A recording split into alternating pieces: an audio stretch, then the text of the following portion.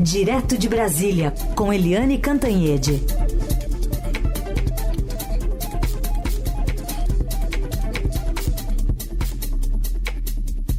Oi, Eliane, bom dia. Bom dia, Heisen, bom dia, ouvintes.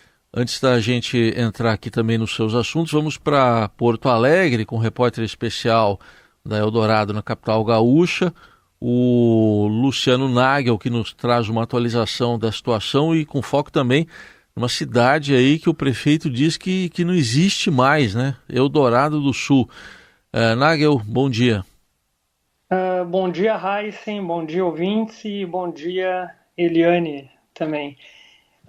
Eu tentei contato agora há pouco com o prefeito de Eldorado do Sul, uma cidade completamente submersa, 100% a cidade embaixo d'água. Ela é vizinha aqui de Porto Alegre, é só atravessar o Lago Guaíba.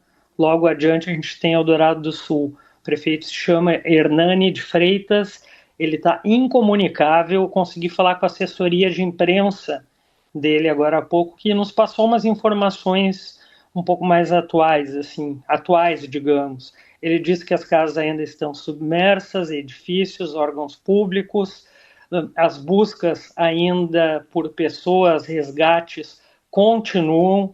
São cerca de 40 mil habitantes nas cidades. Desses 40 mil, 12 já deixaram a cidade, já foram resgatados. Os bombeiros seguem tentando convencer as vítimas aí das enchentes a deixarem suas casas, né? Muita gente resistindo ainda, como eu venho falando, para evitar saques, para evitar roubos.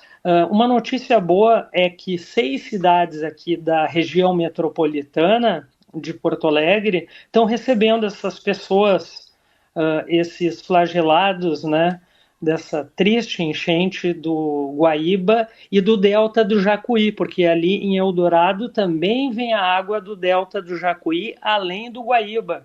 Então a proporção é muito maior. Essas cidades são a cidade de Guaíba, Mariana Pimentel, Sertão de Santana, Barra do Ribeiro, Gravataí e a nossa Porto Alegre também está recebendo essas pessoas desabrigadas em vários aí dos abrigos. Só em Porto Alegre, para vocês terem uma noção, tem 140 abrigos já espalhados aqui pela capital, entre ginásios municipais, escolas, igrejas.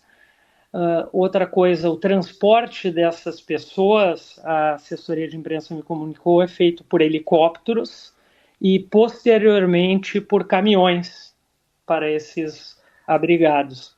A cidade está completamente desabastecida, sem água, sem luz, né, sem energia elétrica, sem internet, sem telefone. Aqui em Porto Alegre, situação também bastante crítica. Faltam em alguns supermercados, desde há 3 dias, 4 dias já vem faltando alimentos. A gente sente isso quando ingressa, desde do hipermercado até aquele mercado pequenininho, mercado de bairro, esse do lado da sua casa que não foi alagado, já está faltando alimentos, como o simples pão, o pãozinho francês tu já não encontra, o pão de sanduíche, né? Muita gente comprou esse pão de sanduíche também para espalhar, para doar esses pães para as pessoas mais necessitadas. Também falta leite, água mineral, né, em garrafinha, está faltando em tudo que é lugar, ovos, a gente já sente também a falta do hortifruti, né, em alguns supermercados, algumas frutarias, postos de gasolina. Ontem à noite eu percorri a principal avenida aqui da Zona Norte de Porto Alegre, que faz a saída para a BR-290, que não tem como, neste momento, sair. A BR-290 é totalmente alagada, já está faltando combustíveis. Também conversei com Simone dos Reis, ela que é médica, ela está atuando como médica voluntária próximo ao Maitá, um bairro totalmente alagado, próximo à Arena do Grêmio. As pessoas saem dali, são resgatadas pelos socorristas e ela faz um apelo a toda a população, inclusive do Brasil, para quem puder doar esses medicamentos que ela vai citar, inclusive medicamento para leptospirose. Vamos ouvi-la. Nesse momento, alguns insumos assim que mais estão fazendo falta aqui para nós é seringa de insulina, que são as seringas que contêm 1 ml. Nós precisamos também de esparadrapo do tipo largo, precisamos de marcador de caneta, porque a gente tem que identificar muitas coisas aqui, água oxigenada para fazer a limpeza dos ferimentos, luvas de procedimento de todos os tamanhos, PMG, além de medicações, né, que são elas. A gente precisa de soro de reidratação oral, porque vem bastante pacientes desidratados para cá, e uma medicação que é para profilaxia da leptospirose, que é a doxiciclina e a azitromicina. Muito bem, relato aí do Luciano Nagel, direto de Porto Alegre, continuando essa cobertura e trazendo outras informações aqui para a gente. Bom, Eliane, diante desse quadro todo que o Luciano nos atualizou, a gente vê o socorro aí do governo sendo anunciado também ontem, né? E como é que isso deve chegar? Pois é, o governo anunciou ontem um pacote de 50 bilhões de reais para o Rio Grande do Sul. Atenção, se o próprio governador Eduardo Leite diz que serão necessários 19 bilhões, né, o governo não está anunciando, o governo federal não está anunciando que vai pegar 50 bilhões e depositar no Rio Grande do Sul. Não é isso. Né, são várias medidas em várias frentes, né, mas algumas dessas medidas são para impulsionar créditos, né, linhas de financiamento que cheguem a 50 bilhões. Não é recurso direto no Estado, mas de qualquer jeito o governo fez o seguinte, olhou primeiro as pessoas. Então, aquelas pessoas que não têm renda, que já são a base da pirâmide, que já recebem Bolsa Família, serão beneficiadas com a antecipação do Bolsa Família. Né? Quem está desempregado vai ter a antecipação do seguro-desemprego. E quem está empregado, mas que está empregado, mas está em dificuldade, obviamente, vai ter a antecipação do abono salarial. Há também aí a antecipação do auxílio gás, antecipação de liberação do FGTS, etc. Para os municípios também haverá, também está incluído, né, uma ajuda emergencial para os municípios e para pequenas empresas e também pequenos agricultores que estão sofrendo muito no Rio Grande do Sul.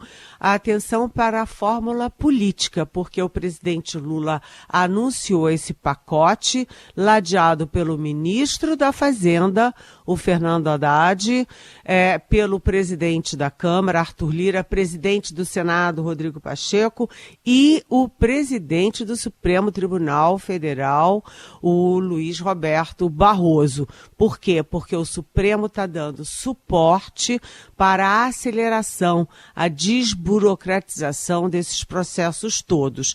São 3 medidas provisórias, portanto, entram automaticamente em vigor, mas têm que ser votadas em 120 dias pela Câmara e pelo Senado. Está tudo certo, a Câmara e o Senado vão agilizar, votar rapidamente. Ou seja, é aquilo que a gente tem dito, né? Nos casamentos, o padre sempre diz, né, que sejam unidos na alegria e na dor. A dor do Rio Grande do Sul está unindo os poderes, como está unindo a população brasileira em solidariedade aos nossos irmãos gaúchos.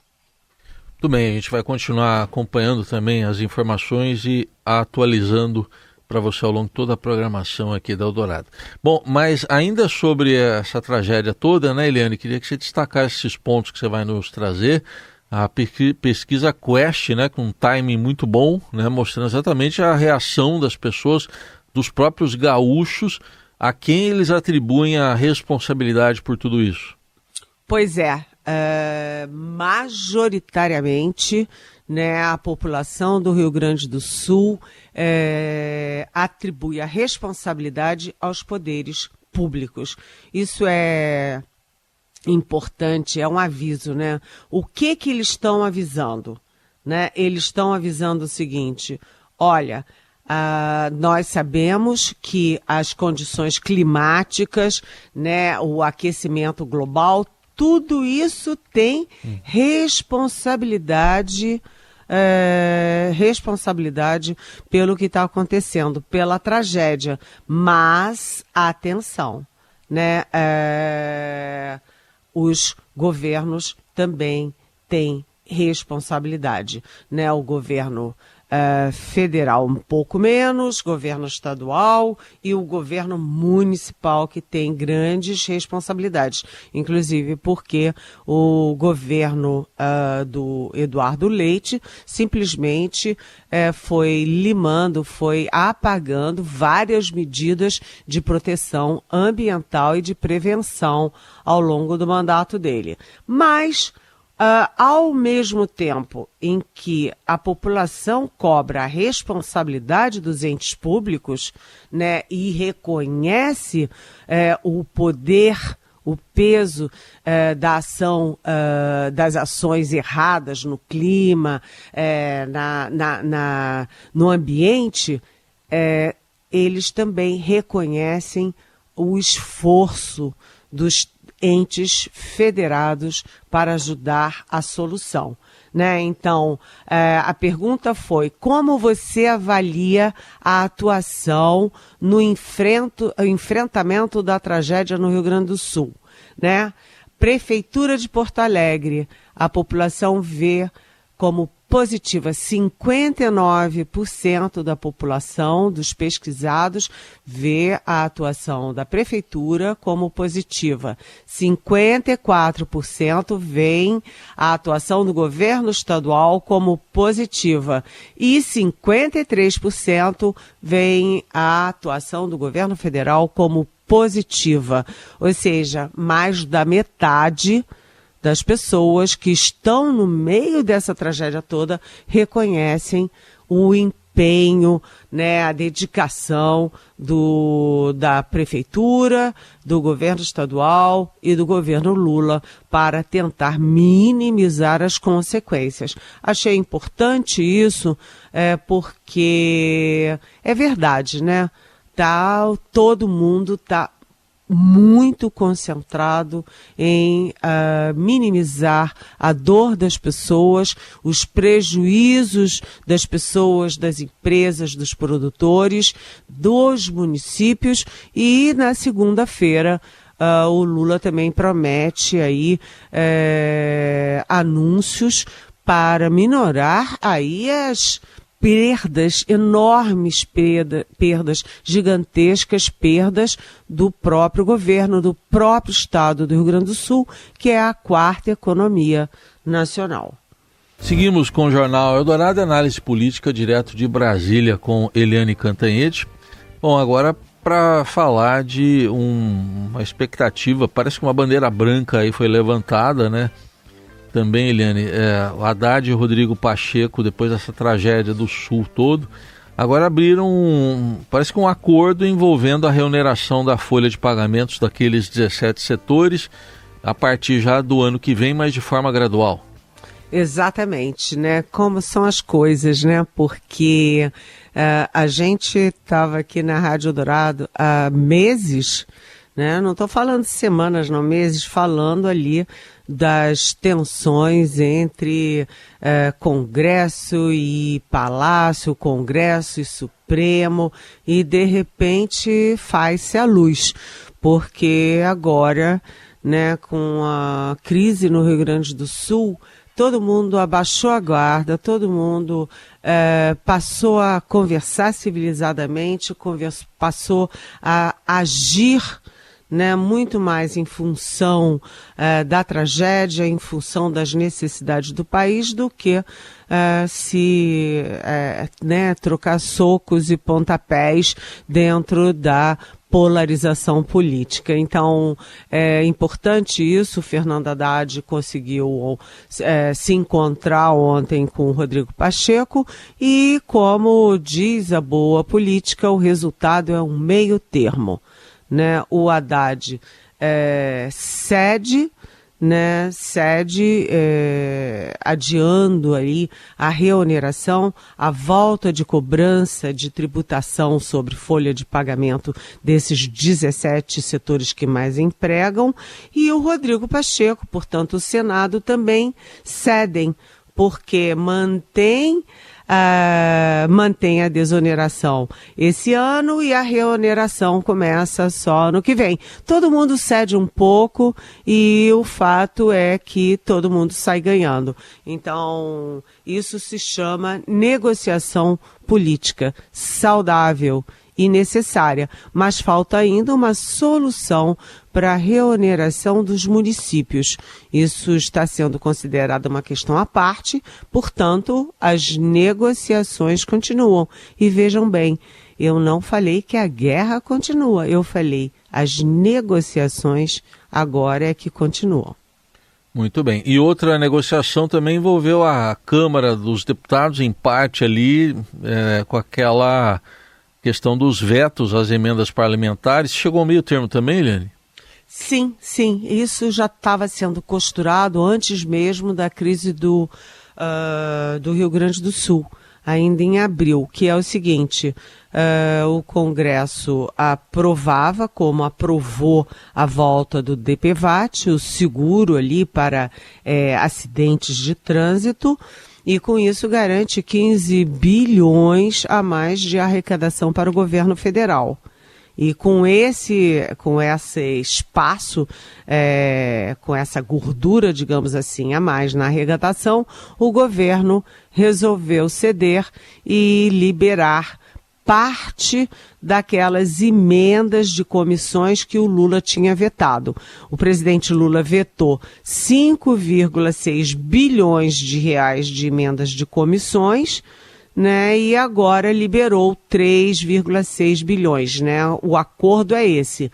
O Congresso, admite a perda de uma parte, de 2 bilhões, mas o governo também cede e negocia a liberação de 3,6 bilhões. Ou seja, a velha prática política novamente em ação.